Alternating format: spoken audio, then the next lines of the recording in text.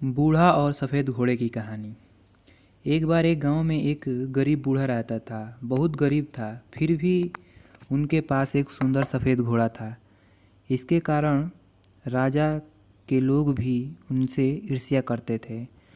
उस सफ़ेद घोड़े को बेचने के लिए राजा के तरफ से अच्छी कीमत दी गई थी, लेकिन बूढ़ा आदमी यह कहते हुए मना कर देता था, यह मेरे लिए सिर्फ घोड़ा नहीं, वह एक व्यक्ति और मेरा अच्छा दोस्त है। क्या आप किसी व्यक्ति या दोस्त को बेच सकते हैं?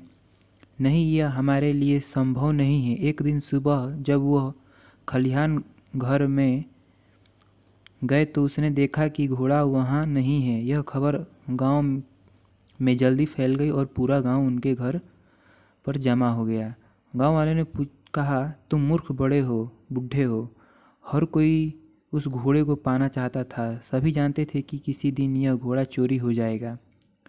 आप उस घोड़े को अच्छी कीमत पर बेच सकते थे, फिर भी आपने उसे रखा। अब घोड़ा चला गया, यह आपका दुर्भाग्य है।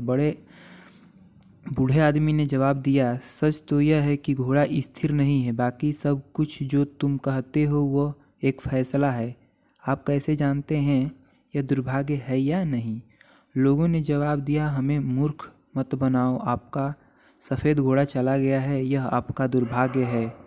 गांव के लोग उस पर हंसे और चले गए। उन्होंने कहा कि वह पागल है, वह उस घोड़े को बेच सकता था और गरीब में जीने की वजह एक बेहतर जीवन जी सकता था। कुछ दिनों के बाद सफ़ेद घोड़ा जंगल से वापस आया।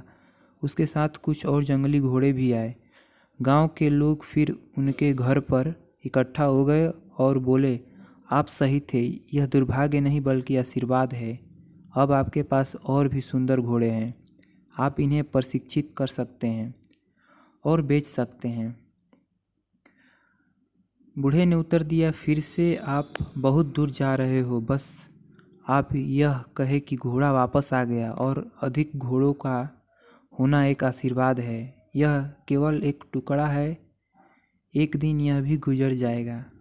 इस बार गांव के लोग चुप रहे। बूढ़े आदमी के इकलौते बेटे ने घोड़े को प्रशिक्षित करना शुरू कर दिया। कुछ दिनों के बाद उन जंगली घोड़ों को प्रशिक्षण देने के दौरान बूढ़े का बेटा घोड़े से गिर गया और उसके पैर टूट गए। इस बात को सुनकर गांव के लोग इकट्ठा हो गए और बोले, आप ठीक कह रहे हैं, ये अधिक घोड़ा होना कोई आशीर्वाद नहीं है। अब तुम्हारा बेटा इससे घायल हुआ, इस बुढ़ापे में अपनी अपाहिज बेटे का क्या करोगे? बूढ़े ने उत्तर दिया, इतनी दूर मत जाओ, इतना ही कहो कि मेरे बेटे की टांग टूट गई। कौन जानता है कि यह दुर्भाग्य है या आशीर्वाद? किसी को नहीं मालूम। एक महीने बाद युद्ध के कारण गांव के सभी युवाओं को सेना में भर्ती होने के लिए मजबूर होना पड़ा।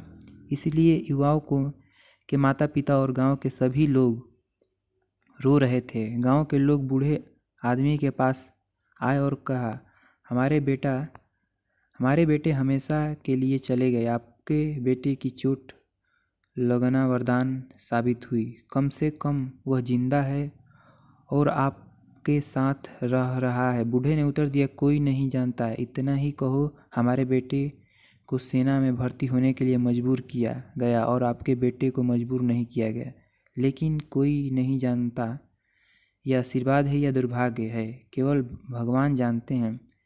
शिक्षा, हमें किसी भी स्थिति का न्याय केवल उसी से नहीं करना चाहिए जो हम देखते हैं। हम कभी यह नहीं जानते कि आगे क्या होने वाला है। तो दोस्तों, ये कहानी कैसी लगी कमेंट बॉक्स में ज़रूर बताइएगा और चैनल को सब्सक्राइब करना ना भूलिएगा और दोस्तों के साथ शेयर कीजिएगा। इस वीडियो को बहुत ज़्यादा से ज़्यादा शेयर कीजिएगा। Thank you.